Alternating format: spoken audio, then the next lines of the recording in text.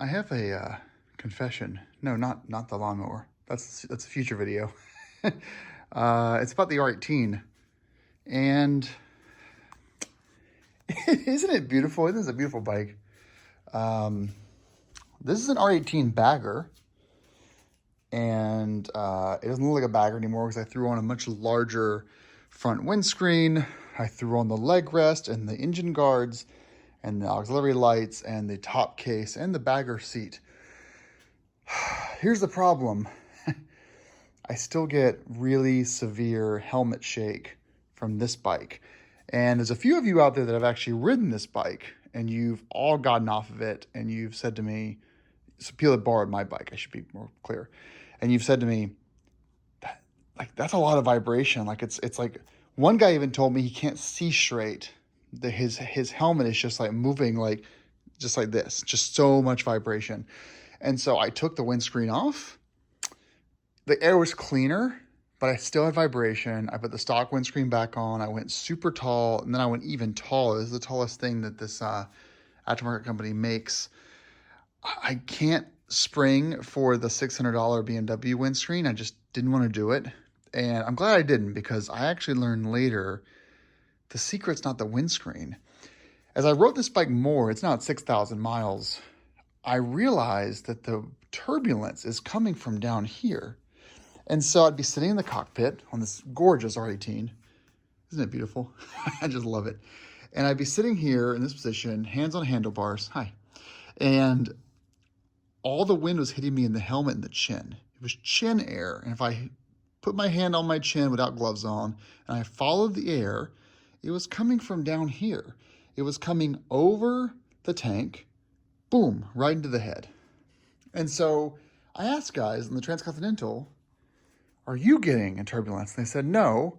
Well, kind of, but only when my winglets are open. And I said, you mean to tell me there's another thing I need to buy for my bagger when I could have just bought a TransContinental? Because I've bought the big windscreen, I've bought the leg rest and the engine guards and the lights, and I've bought the top case. And at this point, I spent about $3,000 more than just buying a TransContinental to begin with, which would have given me the added benefit of some auxiliary lights right here. Ooh, Adam, you're so dumb. And so this was actually back in August. I looked it up because I did my trip to New Brunswick. I looked it up and I said, wow, winglets. Oh, and I would have gotten larger foot pegs, larger passenger pegs, all kinds of great stuff the TransContinental has. And I looked it up and said, these winglets are really expensive. And so for months after the winglet come to Jesus moment, I still remained in denial. Until I rode my GS for about a month, including a 1,000-mile trip a few weeks ago. And I came back on my R18 and I sat on it and I went for a ride. And as soon as I got above 50 miles an hour, the helmet shake starts. And I'm like, I never want to take a road trip on this bike because of the head shake. So if you're out there with a bagger and your head is shaking, it's because you just didn't spend enough money. BMW is just saying, hey, if you would spend just a little more money, we'll take care of you. So what do we do? Well, we bought these winglets. You've seen them on the TransContinental. If you watch my video comparing the TC and the bagger a couple of years back, I show them off.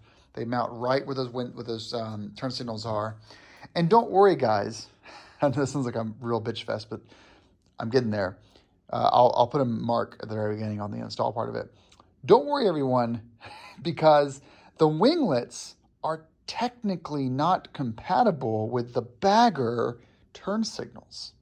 So what happened was BMW put this big fairing up here, and they took what was originally handlebar-mounted turn signals on the base and the classic R18, and they moved them down here, and they put them in the basically lower part of the fork, but not low enough to clear the winglets. Maybe it's a DOT thing. I have no idea. So then if you buy a TransContinental, a bar comes out from underneath here. They mount 2 auxiliary lights on it, which don't put out much light. They're for visibility, not for seeing at night. And then they mounted the turn signals to those bars. Therefore, the winglets clear the turn signals on the TransContinental. On the bagger, they don't. And so to do this install, I think I'll need to cut a part that costs $400. Do you want to see that part? Do you want to see what BMW thinks plastic is worth? Let's go check it out. This was $200. I should start the video like that. That should be my first edit. Now, in BMW's defense, there is a highly specialized, I'm sure military grade, aerospace grade material spring in there that is loaded. There's high tensile plastic, ABS plastic, a nice polycarbonate, beautiful machined finish that's just super nice clarity, good soft edges. And get this, guys, you've got a really nice BMW stamp here on the back. I mean, this is quality. And I know I shouldn't complain about this being $200, but you got to buy 2 of them. So all in all, I paid $394 for 2 of these guys. And I'm not happy about it. So next up, we're going to install this in the R18, and I mean, it's not really a good install video because you can see it's just 2 screws here. But there's a spacer between those, so don't forget your spacer. Install it. Let's see if we can install this without having to relocate my turn signals, because that would make my day. There's a gentleman on the R18 forums who relocated his turn signals by basically installing the entire TransContinental bar and lights and wiring. He spent $1,200 on parts. I don't want to do that. So let's just get this installed and let's cry later. So we're behind on the passenger side. You're going to be removing these 2 T25s. Of course, the ones you take out of the bike are shorter than the ones you had to buy. So of course the BMW wouldn't just give you the longer ones because screw you, that's why. I get why they wouldn't have to include them. You know, why spend an extra penny because you bought a bagger? I understand that, but anyway, it's $4 for 4 of these. Not too bad.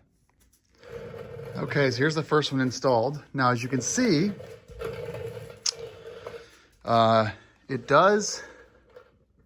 it touches right there. So obviously that is touching. And if you were to fold this in, it's not going to fold in because, but you can see here when you actually move this, it's actually not touching it to a high degree. And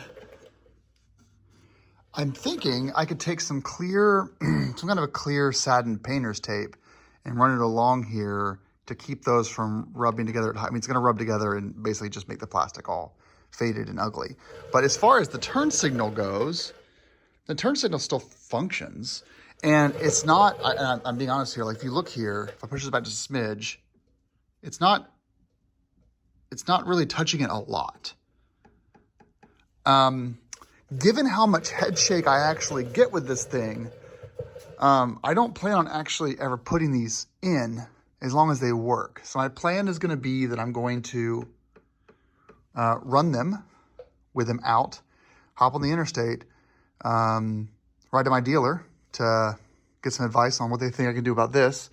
And then, but not actually, because see this here, these little loops here go around that lower triple tree, and it's not possible to just, I can't move these down. There's nothing I can do about that. The plastic is molded to fit around this lower triple tree right there.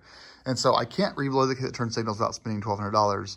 And so I think basically some kind of a satin painter's tape or something, Scotch tape on there, will cause that to not be as pronounced.